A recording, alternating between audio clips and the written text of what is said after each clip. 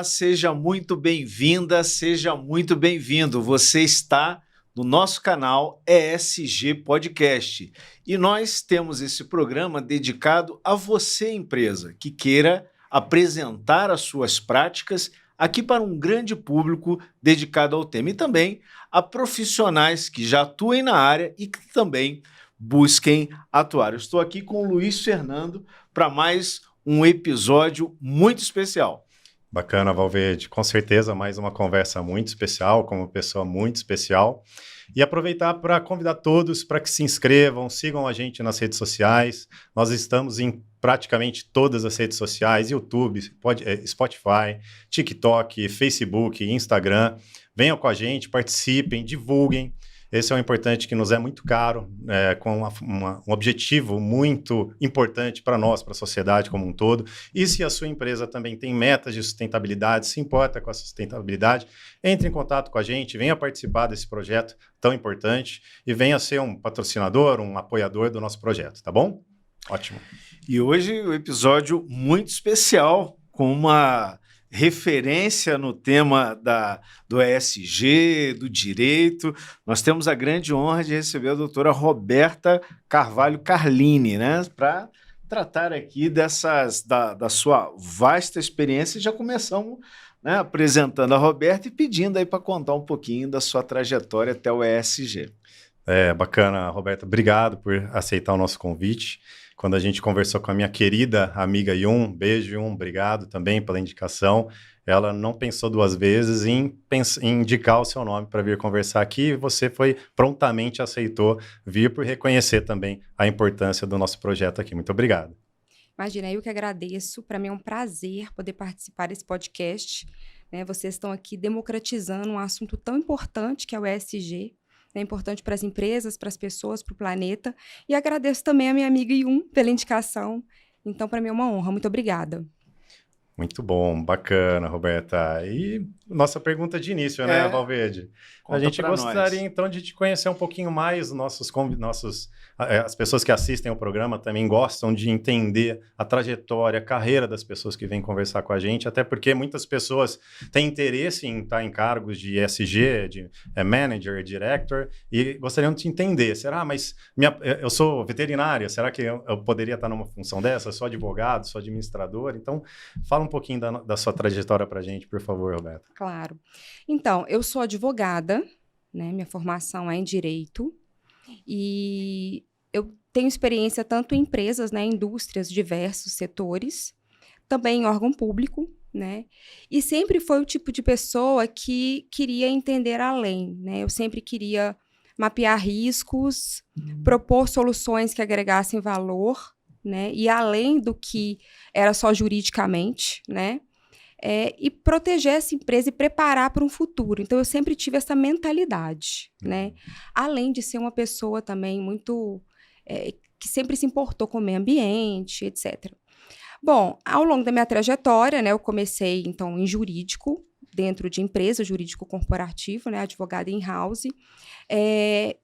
Fiz também uma pós-graduação em Direito de Empresa, e comecei a assumir alguns cargos de gestão, fiz um MBA em Gestão Estratégica de Pessoas, fiz cursos de compliance, gestão das relações de trabalho, e sempre gostava de entender com profundidade, core business, etc. Passei para a área de compliance, naturalmente, na verdade nem chamava compliance, né? Que começou realmente mapeando na Fiat, por exemplo, eu fiz um mapeamento de toda a cadeia produtiva, né? E sempre tive vontade de fazer mestrado, de dar aula, a carreira acadêmica também me encanta. E comecei a fazer um mestrado. A princípio, o meu projeto seria em compliance, mas eu me aprofundei no ESG e me apaixonei, né?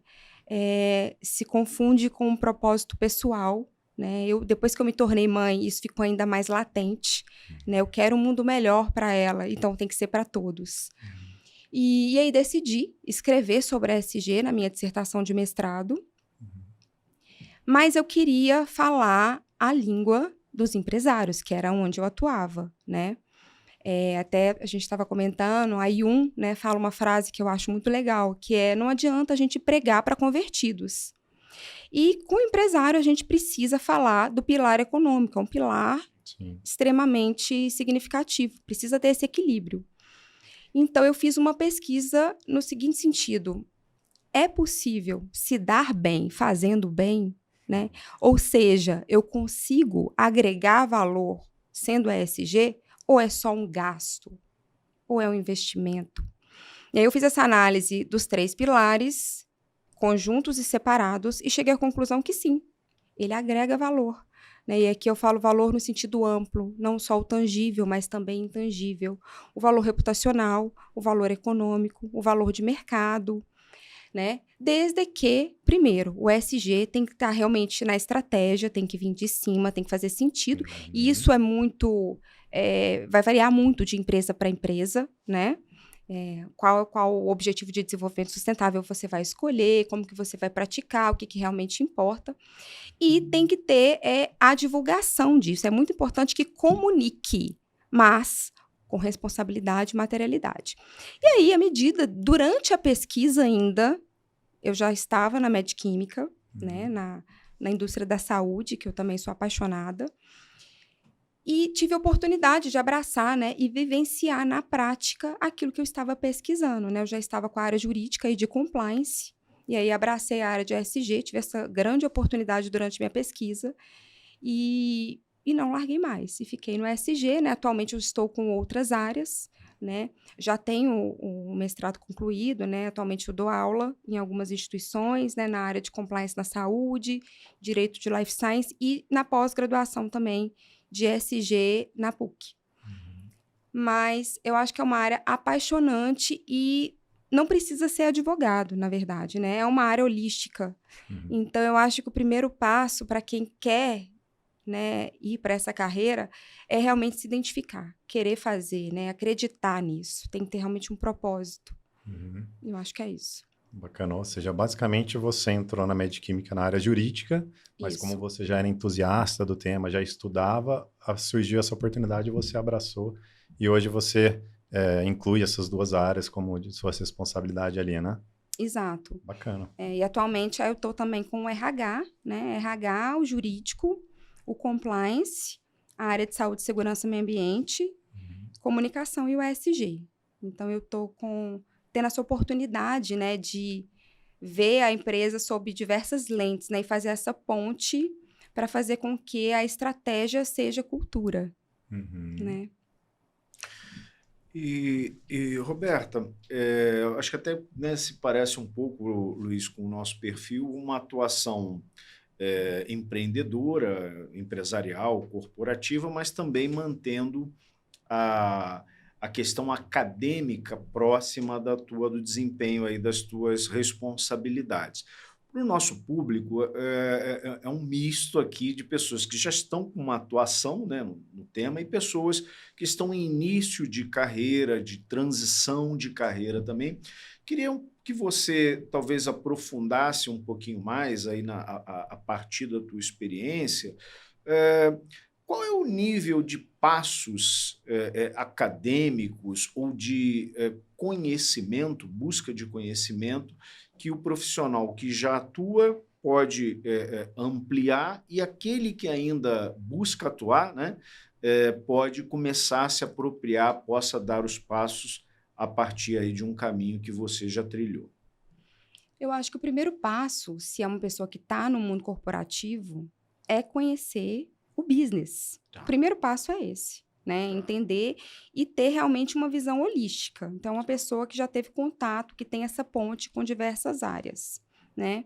Sobre o tema, existem diversos cursos, livros. Aí, realmente, é escolher a melhor forma, né, que a pessoa mais gosta para realmente conhecer o ESG e, uma vez conhecido o negócio com profundidade, saber mapear as oportunidades, né? Fazer o diagnóstico para, a partir daí, ver que realmente faz sentido para aquela empresa. Porque se não fizer sentido, não vai ter longevidade. E aproveitar que ela acabou de falar sobre leituras, a gente aqui, obrigado, Roberta, a gente ganhou aqui um presente, o livro que a Roberta escreveu aqui, ver se pega nessa câmera. Isso, obrigado, Roberta, uma dedicatória fantástica aqui para a gente.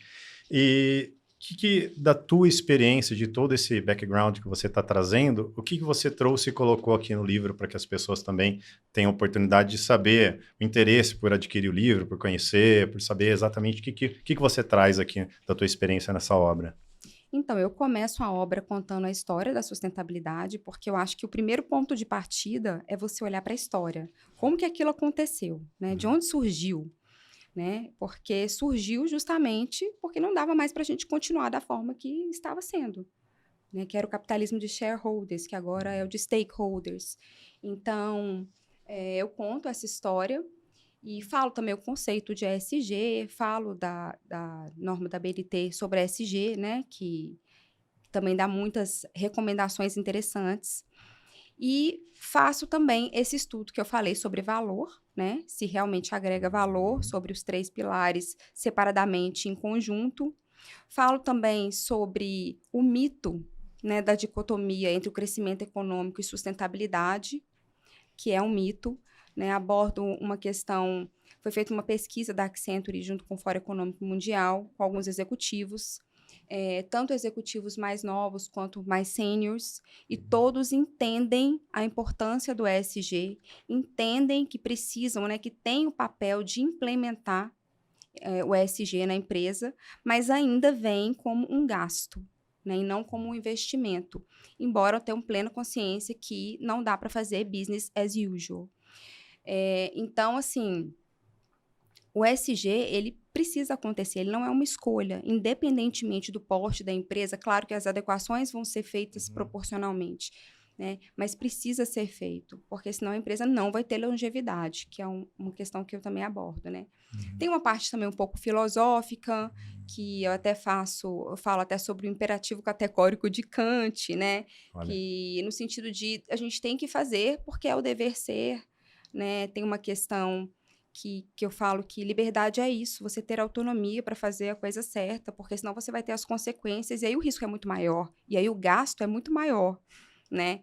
Então, a gente precisa olhar para isso. Falo também de uma questão que o ESG, ele é apartidário, né? O ESG é uma questão universal, Ótimo. não é uma questão ideológica.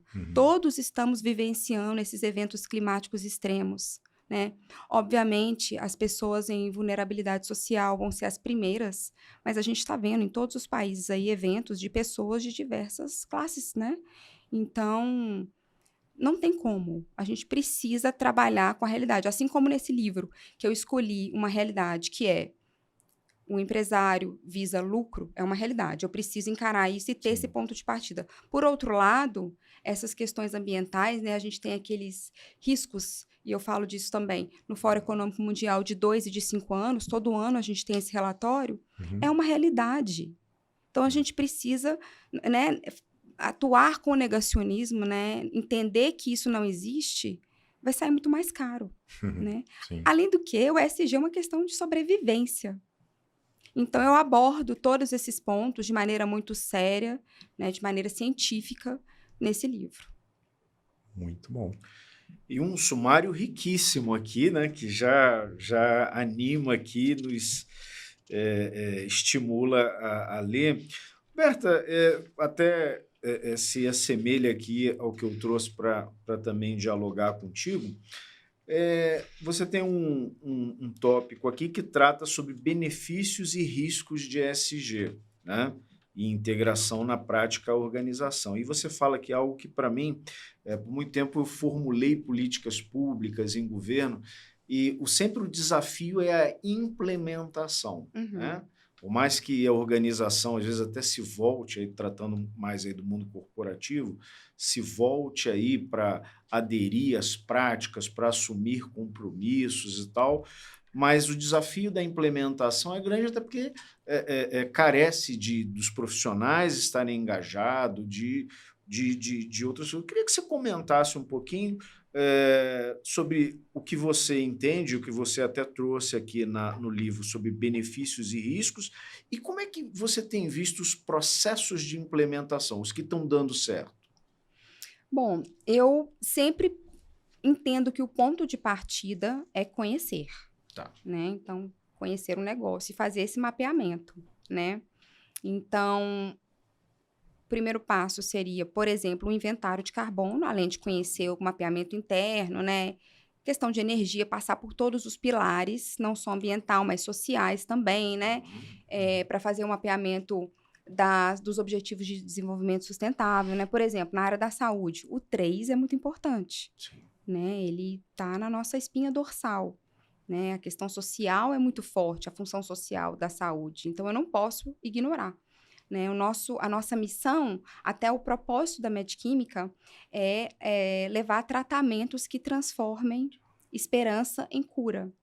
Então, a saúde tem isso, né, que se confunde com dignidade. Então, a gente precisa ter essa profundidade, fazer um inventário de carbono e entender quais são os pontos de oportunidade para, a partir daí, ter um plano de ação, de melhoria, né, de descarbonização, onde que vai ser o investimento. E eu acho que, acima de tudo, é preciso ter coerência também no discurso. Então, eu falo de saúde, por exemplo, eu preciso ter saúde internamente. Os meus colaboradores têm saúde, né? Nós investimos em saúde. Nós temos um plano de saúde para todos, que é um plano de saúde robusto. Investimos muito em saúde mental. Fizemos recentemente uma pesquisa de riscos psicossociais. Repetimos agora uma pesquisa de clima que abarca riscos psicossociais. E tivemos um engajamento de 97% até agora. A pesquisa ainda está aberta, que é muito bom, né? Nossa, 97% é um... Isso. Por quê? Porque a gente engaja mesmo as pessoas, né? A gente fala que a gente precisa ouvir delas, que o momento é agora, da gente melhorar o nosso ambiente interno. Nós precisamos de um ambiente saudável. Então, temos também psicólogo disponível, né, ilimitado pelo plano de saúde, tem um atendimento remoto, temos Yoga Day, né, que a Lupin é indiana, então temos isso também, ginástica laboral. Então, assim, a gente tem que ter coerência. Então, isso tem que ser muito personificado. Não existe uma receita de bolo, um passo a passo, faça isso, faça aquilo. Até a BNT 2030 fala sobre isso, ela tem um bom roteiro a ser seguido, mas, de fato, a pessoa tem que conhecer muito do negócio, tem que fazer realmente sentido, né? Qual é a nossa cultura? Quem somos nós? O que queremos? Para onde vamos? Né? O que queremos com isso? Isso realmente faz sentido? Temos isso aqui dentro? Ou eu estou querendo falar que eu sou uma coisa que eu não sou? Sim. Né? Então, eu acredito muito, tanto no compliance quanto no ESG efetivo, né? Não no de fachada. Por isso, não existe um passo a passo. Mas eu acho que esse roteiro é um bom roteiro, como eu falei aqui de forma muito breve e geral, né? Que é esse de conhecer para depois propor o plano de mitigação, solução, as mudanças e ver melhor as oportunidades, né? Até para evitar questões de greenwashing, por exemplo, você que engloba a área de comunicação ESG sabe, se eu comunicar algo que eu não tenho aqui internamente, é um tiro no pé para a própria empresa. Então, ao invés de agregar valor, estou tirando o valor da minha empresa. Sim. Né? Reputação. E aproveitando então, né, Valverde, porque assim, nosso programa, a ideia é trazer, tem muitas ideias e muitos projetos e muitas ações super interessantes que estão sendo praticadas nas empresas e que a população não conhece. A ideia desses diretores, desses empresários virem aqui conversar com a gente é essa mesmo. Olha que interessante que você já trouxe algumas iniciativas que vocês fazem lá na Medquímica. E a gente também conversou sobre uma questão que... a questão de água, por exemplo, é um problema muito grande no mundo como um todo, e as empresas têm cada vez mais que tomar algumas atitudes para melhorar seus efluentes, né? E você trouxe numa conversa anterior que vocês se preocupam muito com essa questão dos efluentes de vocês, né? Se você puder contar um pouquinho sobre essa iniciativa também. Sim. Primeiro, só dando um passo atrás sobre o ESG Washing, eu falo também no livro, tá? Eu conto a história, falo, inclusive, da repercussão jurídica disso, né? Das responsabilidades que são atraídas. E sim, então, nós temos, por exemplo, uma estação de tratamento de água purificada, que nós reutilizamos por meio de uma osmose inversa. Temos também uma estação de tratamento de efluentes industriais, que nós temos um aproveitamento comprovado de 98%, que é muito acima do que prevê a legislação, né, que é quase 100%. Nossa energia utilizada é 100% renovável, 100%. E temos também, no que tange a compostagem, né, dos resíduos sólidos, fazemos hoje 62%, que está de acordo também com a legislação municipal, Uhum. mas o nosso plano, a gente já tem um projeto, é de chegar a 100% ainda nesse ano fiscal. Legal. A gente tem um projeto robusto, bem estruturado. Então, assim, nós temos diversas iniciativas, né? Social também. Nós falamos muito na educação ambiental, né? Temos diversos projetos, inclusive nesse próximo domingo, a gente vai ter um domingo no parque, né, com as crianças. Essa sacolinha que eu dei para vocês, reutilizável, né? Ela é uma Vou sacolinha mostrar aqui para para colorir, para as crianças colorirem, né? Uhum. A gente vai contar uma historinha lá, inclusive, né?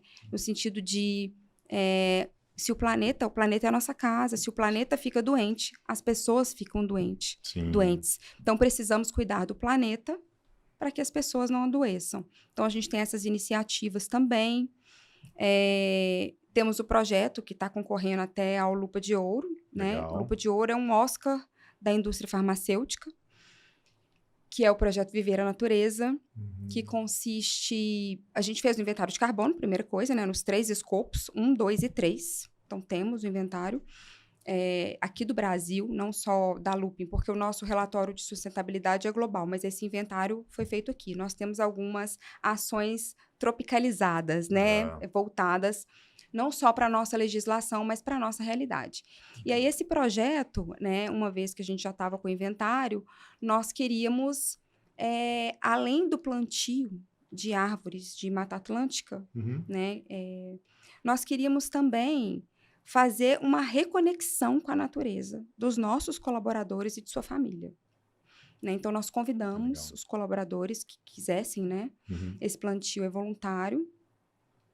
E até o dono desse projeto é o Renato, ele tem uma história muito bacana. Ele viveu na Amazônia, fez um trabalho com os povos originários. A esposa dele é veterinária e recolhe animais, tem uma ONG também de animais. Nossa, então, assim, tudo a ver com o que eu acredito. E aí, ele tem um espaço, uma reserva ambiental. Caramba! Ele tá, né, que ele faz esse plantio, né, de Mata Atlântica. E ele coloca algumas frases de impacto ao longo da floresta.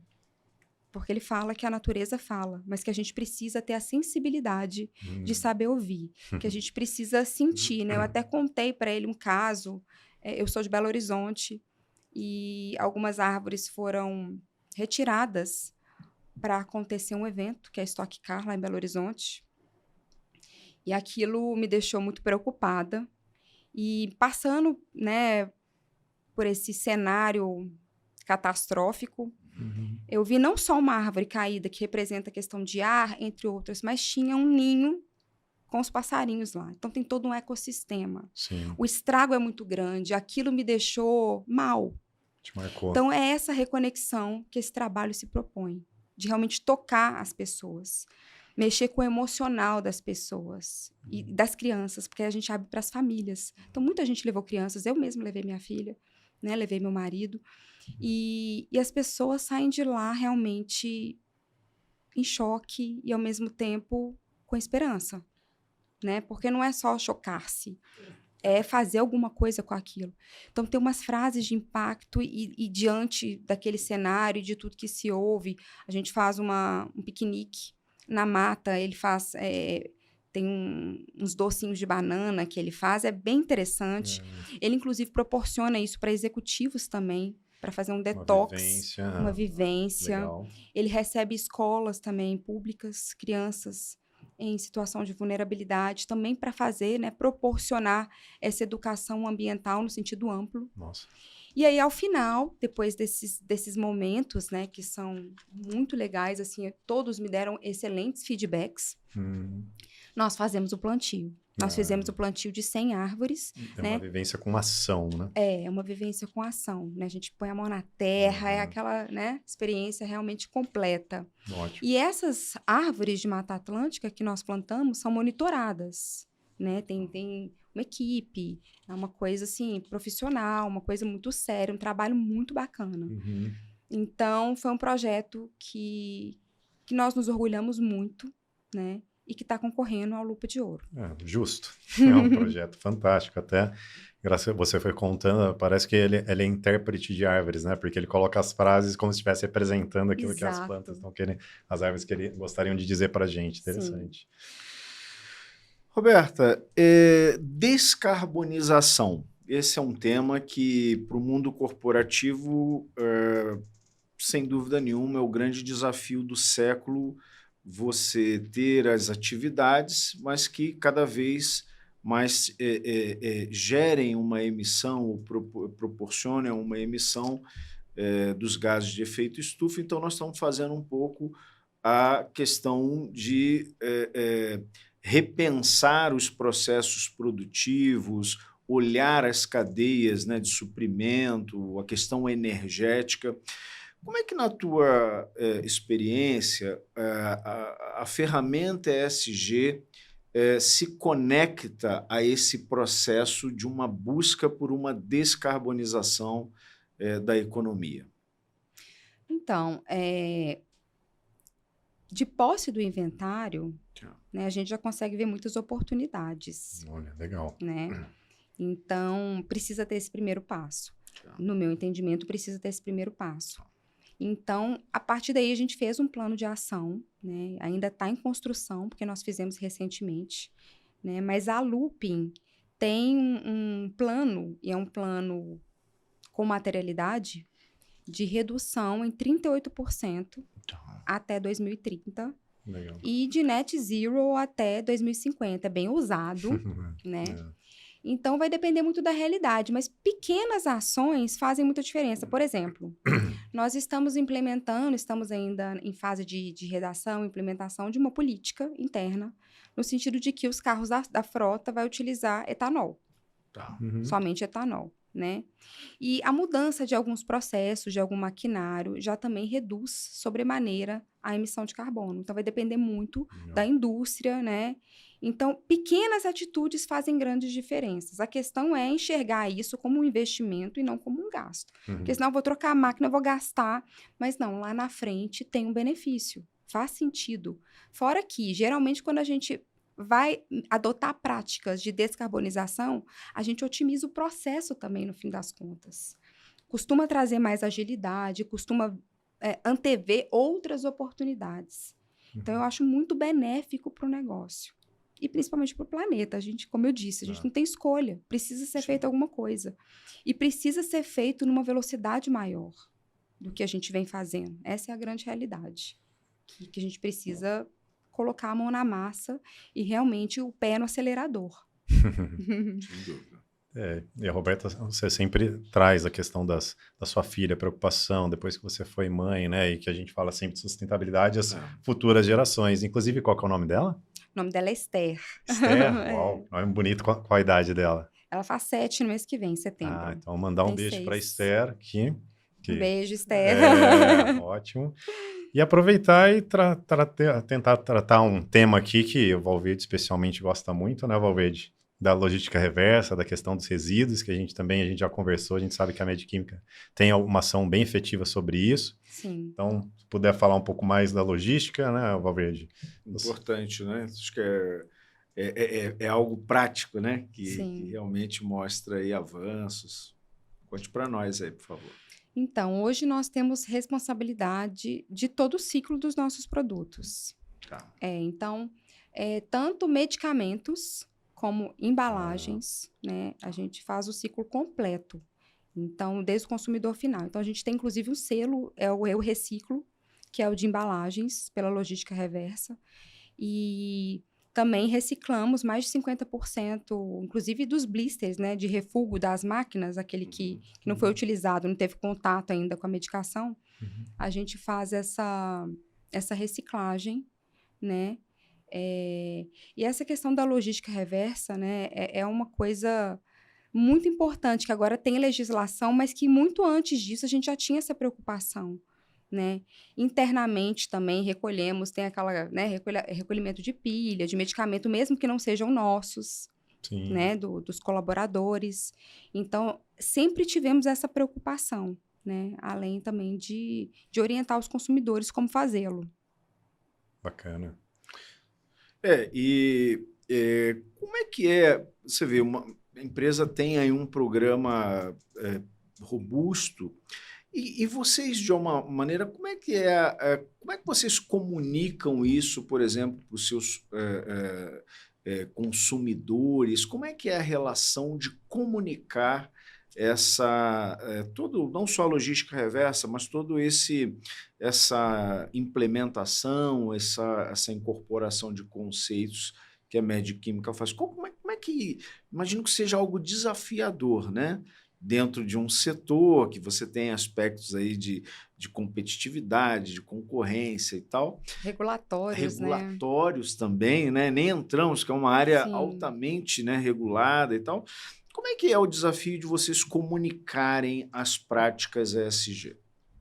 Então, a gente tem uma preocupação com essa questão da comunicação, primeiro de ter materialidade do que está sendo dito, e tem essa questão regulatória, né? Na indústria da saúde, né, na indústria farmacêutica, eu não posso comunicar porque o meu produto é diferente, né? O meu produto não é compre mais não, ele tem realmente uma recomendação, e isso vale para tudo, não só no que tange aos produtos. Então, nós fazemos alguns posts mais educativos, com cunho muito mais educativos, mas sobre o que a gente faz de ESG está no nosso relatório de sustentabilidade. É um relatório global, né? Então, a gente tem uma plataforma chamada ESG Update. Então, todo mês nós lançamos os nossos dados com as evidências nessa plataforma. Isso é unificado e aí, ao final do ano fiscal, é publicado um relatório, né? Abordando todos os aspectos. E para a gente fazer de uma forma responsável. E também é o local de comunicar, na nossa visão, é o relatório de sustentabilidade, né? E a Loop, inclusive, está com a nota 69 no índice Dow Jones de sustentabilidade, né? Isso coloca a Loop nos 5% de melhores da indústria farmacêutica no que tange a sustentabilidade, né? Justamente porque a gente tem essa preocupação de fazer um relatório com materialidade e fazer esses comunicados no local devido, né?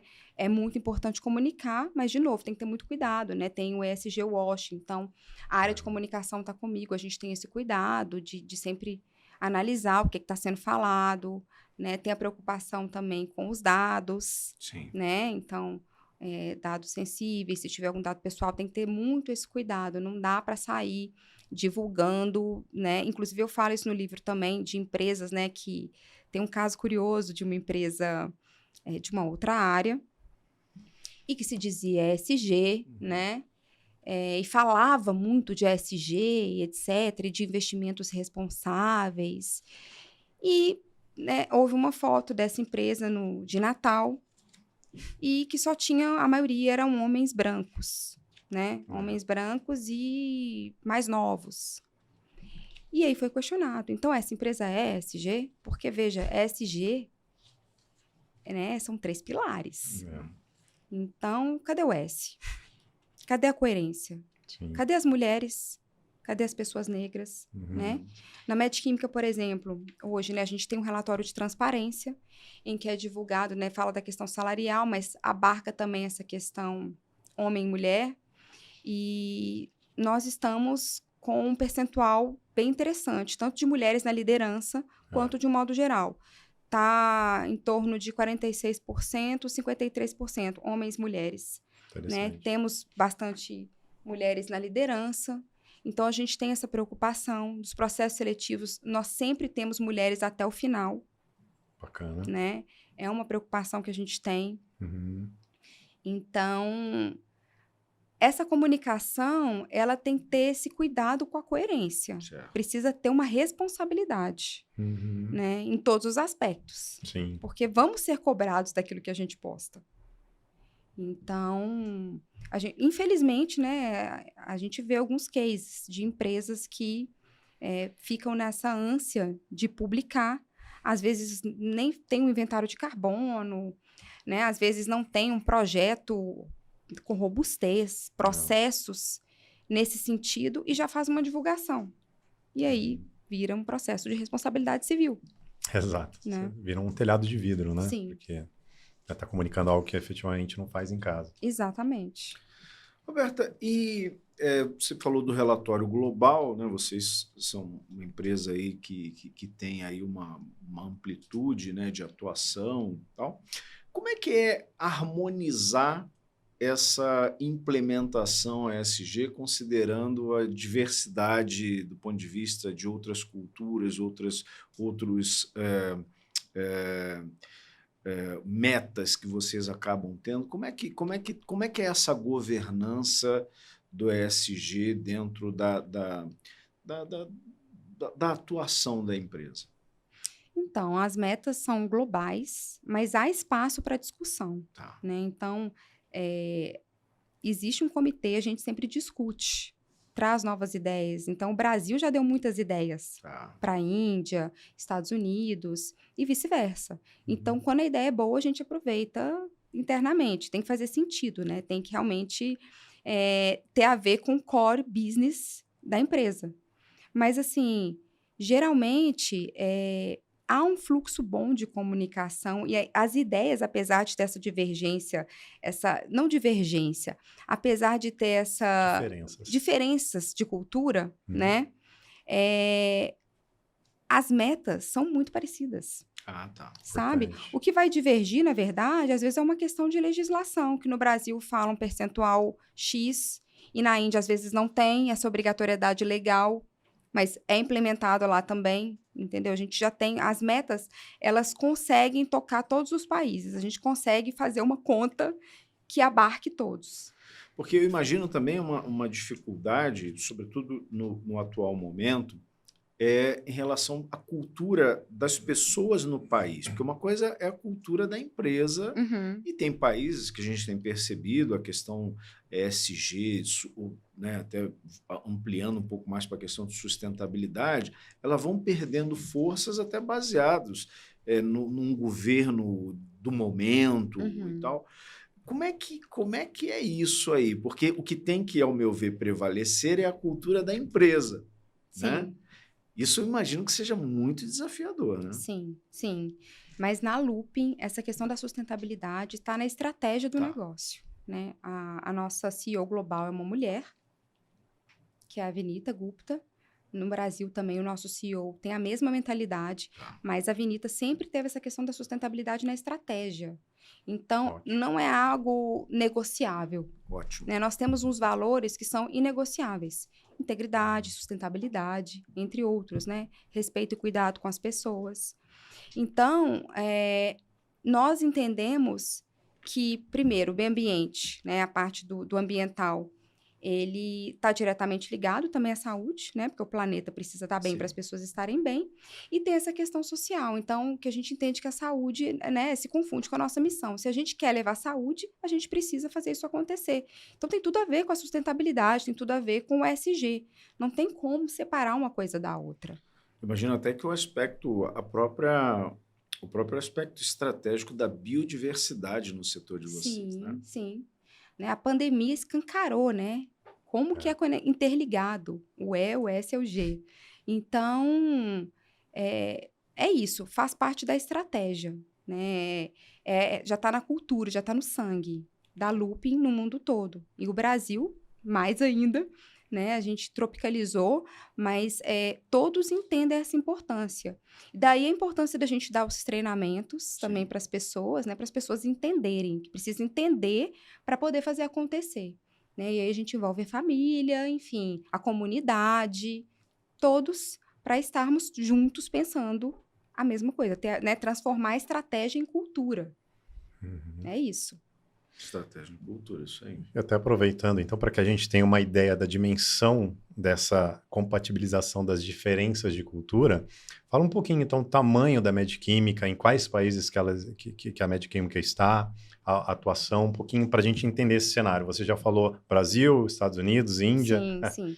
A Medquímica Uhum. tem uma matriz que fica em Juiz de Fora, Minas Gerais, Tá. né?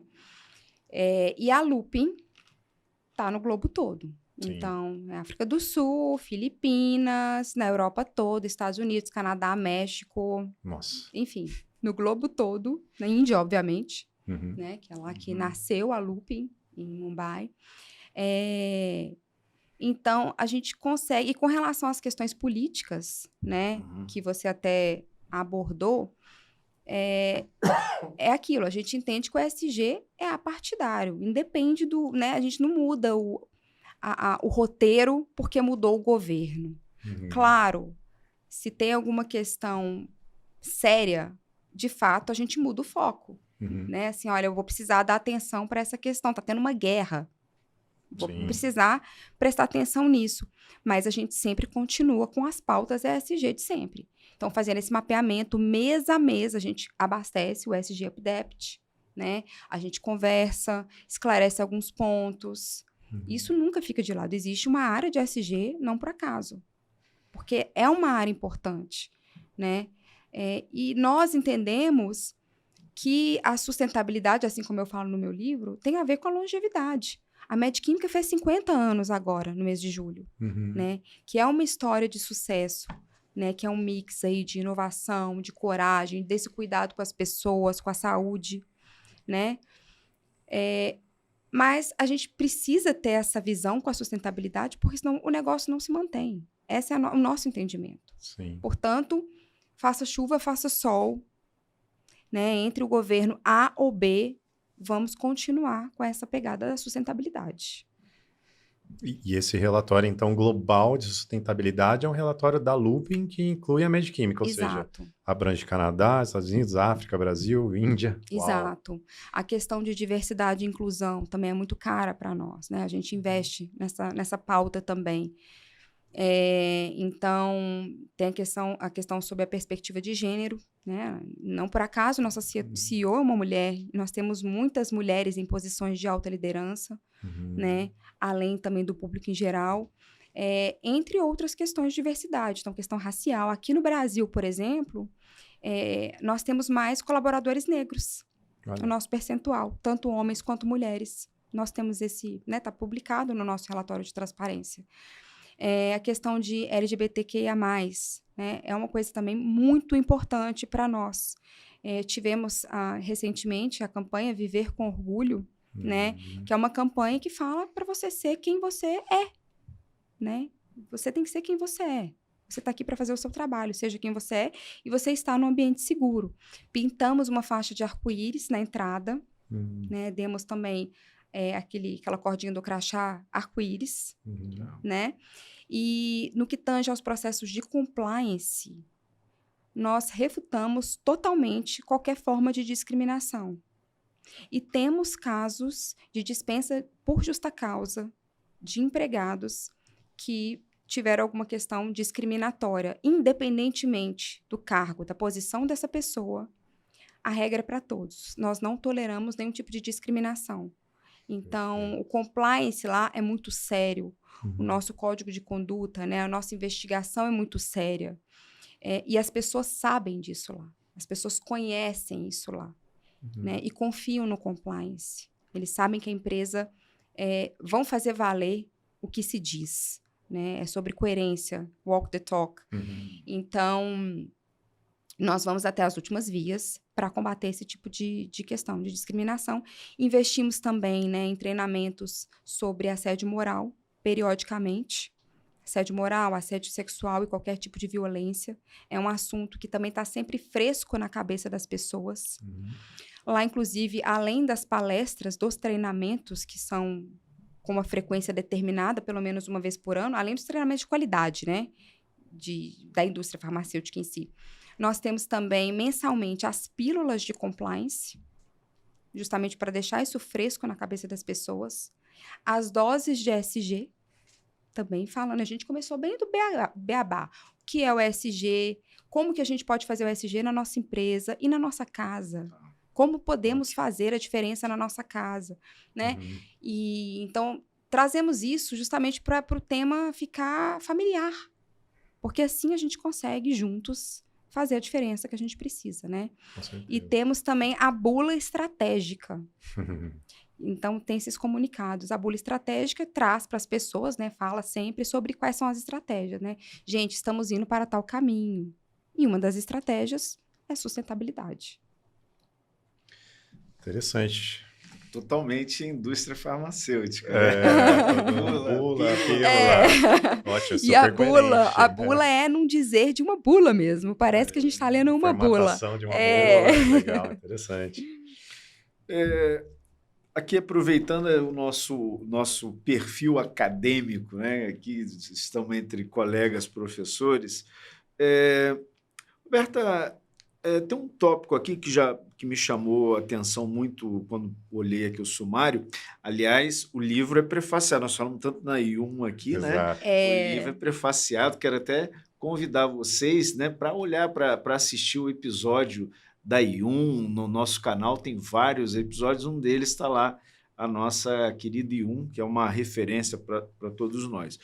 Mas eu queria que você pudesse, até de uma maneira didática, tendo em vista que o perfil do nosso público é de pessoas que estudam, buscam conhecimento, estão olhando para uma transição de carreira aqui para o setor, para as práticas ESG, se você pudesse fazer um pupurri aqui em relação à relação entre ESG e o valor da organização, e você pudesse exemplificar, dentro do ponto de vista aqui que você menciona, pilar ambiental, valor, pilar social, valor, pudesse dar exemplos de como é que se vê isso na prática das empresas, o ambiental, o social e a governança.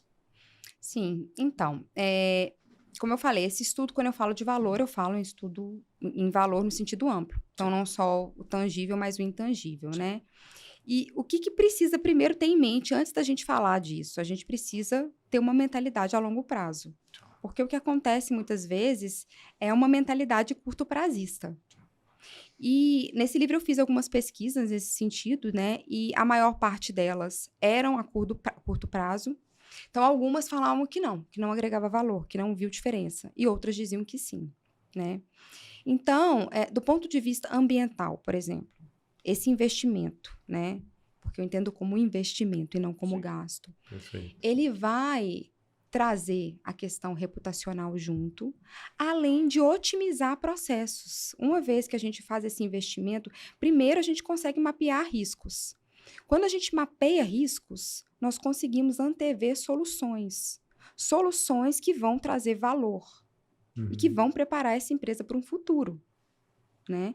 Então, do ponto de vista ambiental, quando a gente conhece essas oportunidades e faz esses investimentos, temos retornos em diversas frentes, porém a longo prazo. Precisa ter paciência, né? O social no Brasil, ele é muito visto aqui como o pilar que mais dá retorno. Certo. Né? Porque ele agrega muito na questão reputacional, né? Consumidores e investidores têm muito essa questão do social, fazem questão, realmente é um pilar muito importante. Então, as empresas que investem nessa parte social têm um retorno reputacional e, assim, tem, por mais intangível que pareça alguns valores, existem formas de fazer essa conversão. E eu falo sobre isso. Existem algumas questões contábeis que a gente consegue fazer essa reversão, né? Mas, de novo, precisa enxergar a longo prazo.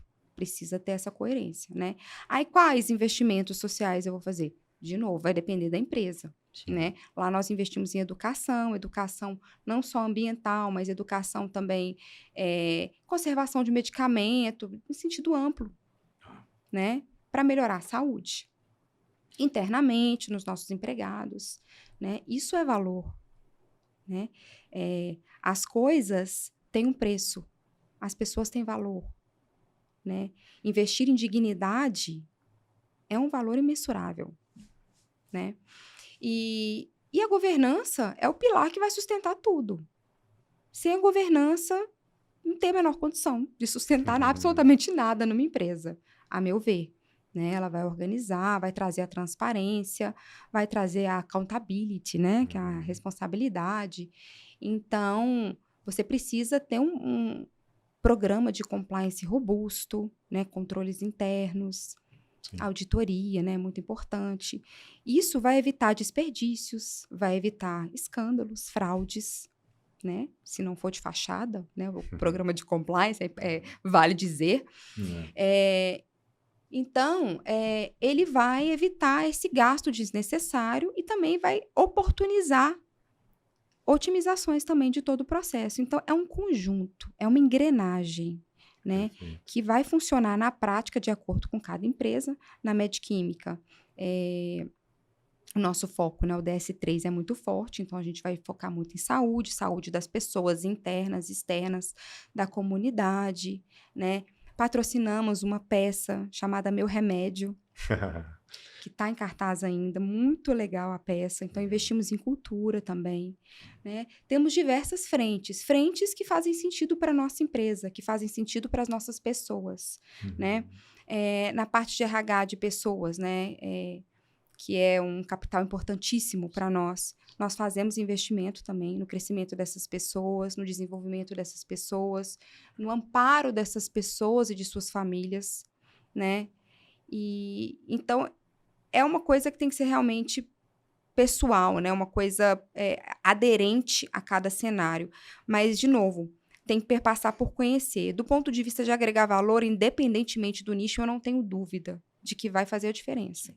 Se for bem feito, né? Se tiver coerência, se tiver realmente na estratégia, né? E o primeiro passo é a autoadministração, querer, porque o tom vem de cima, né? Tom é top. A gente fala isso em compliance, vale para ESG.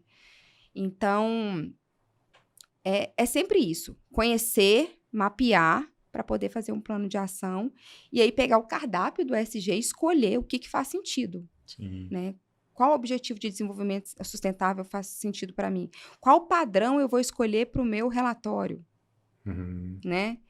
Então, como que eu quero comunicar? O que eu quero com isso? Então, isso precisa estar muito claro, né? É uma equipe multidisciplinar, por ser uma matéria holística. E, com certeza, vai ter o retorno. Consumidores veem isso, né? Investidores veem isso. E ainda que assim não fosse, se nada disso que eu falei fosse verdade, embora seja, é uma questão de sobrevivência, de novo. É o planeta que a gente vive. Nós precisamos fazer alguma coisa. Não dá mais para continuar da forma que estamos indo. Sim. É urgente, né? Então, as evidências estão escancaradas. Então, o que você vai fazer com essa realidade? Você vai fazer business as usual? Não. Você vai viver como se não houvesse amanhã? Talvez não exista mais mesmo. Então, é essa escolha que precisa ser feita entre os executivos, né? E tirar essa mentalidade curto-prazista. E uma forma muito interessante de se fazer isso é atrelar, né, as metas dos executivos com metas de ESG. Perfeito. Porque aí você vai desvincular a questão do curto prazo, né? Então, é uma forma realmente de não ter o que a gente chama de board washing, que é esse conflito de interesses, né, entre uma diretoria e os acionistas, né? Então, essas mudanças, né? E aí, claro que isso vai variar de empresa para empresa. Tem empresa que dá para fazer de um jeito, outras não vai dar para fazer, né? Uma vez que a gente conhece a empresa com profundidade e conhece o ESG, vai fazer as melhores escolhas. Muito bom, a gente já está arrumando para o final do nosso programa aqui, né, Valverde? Mas eu queria aproveitar que você trouxe todas essas questões de valor, de cultura interna da empresa, da ESG, e você ainda engloba ESG, comunicação e RH, e já teve entrevistado que veio aqui colocando que quando eles divulgaram melhor as questões, as ações ESG, até os processos de contratação melhoraram, porque mais pessoas buscaram a empresa de eu gostaria de trabalhar nessa empresa. E a gente sabe que agregar valor na empresa também é ter bons colaboradores. Para ter bons colaboradores, essa empresa precisa estar no radar de quem quer trabalhar efetivamente naquela empresa.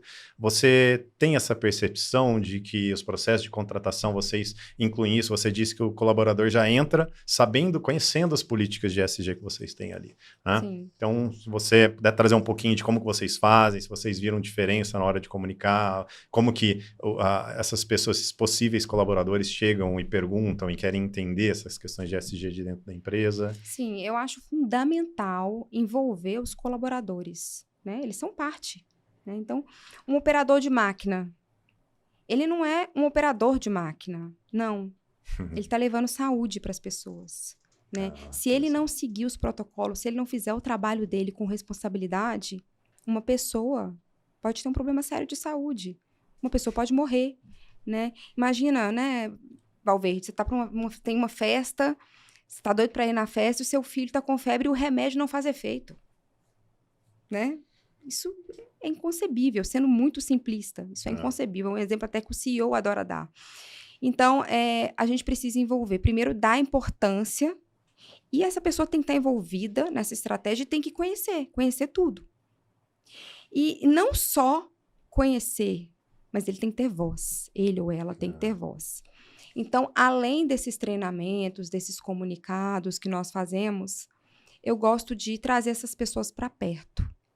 Então, nós temos tem um projeto que eu implementei, que tem sido muito bem sucedido, chamado Pão de Queijo com RH. Bem regional, né? E que nós selecionamos, todo mês, 10 pessoas de diversas áreas, principalmente produção, logística, qualidade também, enfim. E outras áreas, né? Para poder trazer perguntas. O que vocês querem saber? E o que está faltando?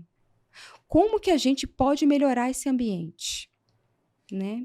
E detalhe, tem pão de queijo mesmo. Eu ia perguntar isso, né? Que tem a gente pão de também queijo. tem algumas coisinhas. Tem pão de queijo, tem um cafezinho. Ótimo.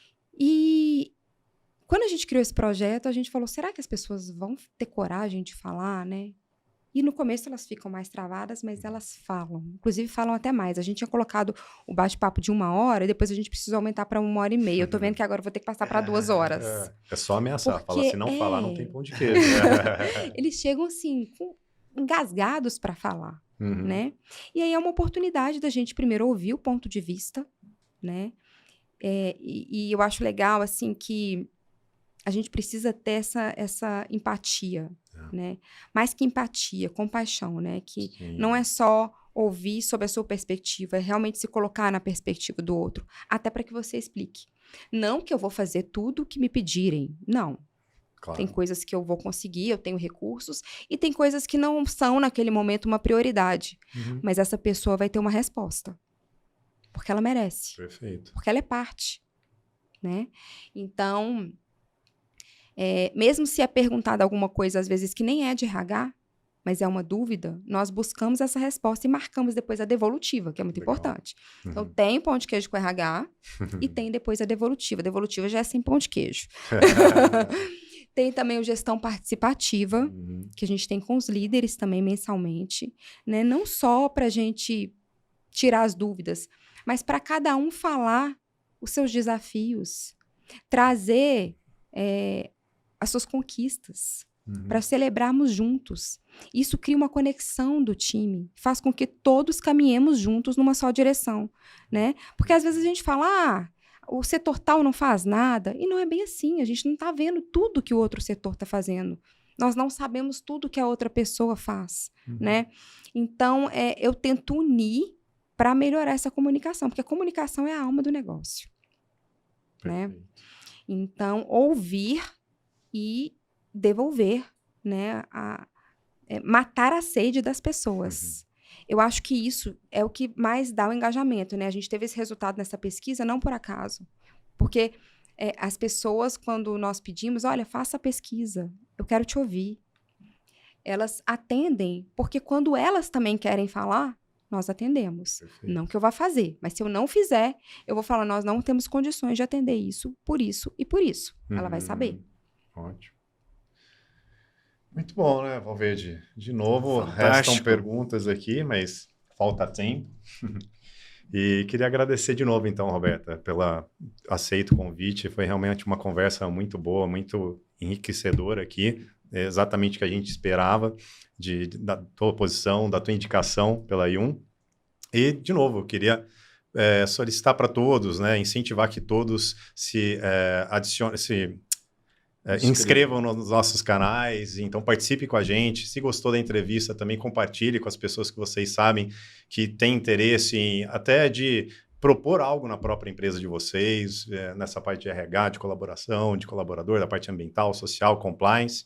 E venham com a gente, participe com o nosso programa aqui com a gente também, né, Valverde? Isso é, agradecer muito a doutora Roberta Carlini, uma pessoa profunda, que demonstra muita paixão pelo que, né, pelo tema do ESG, mas que também tem muita realização, faz as coisas acontecerem. Isso é muito valorizado aqui por nós.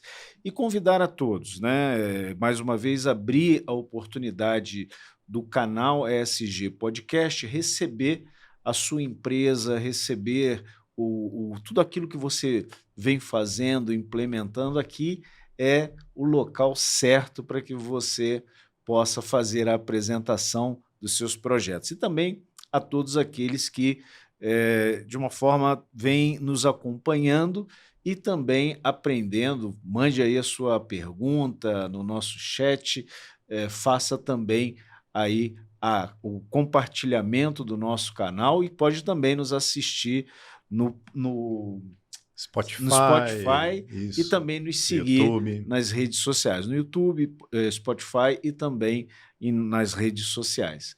Então, até o próximo episódio. Ótimo, exatamente isso que eu ia falar. Até o próximo episódio. Obrigada, gente.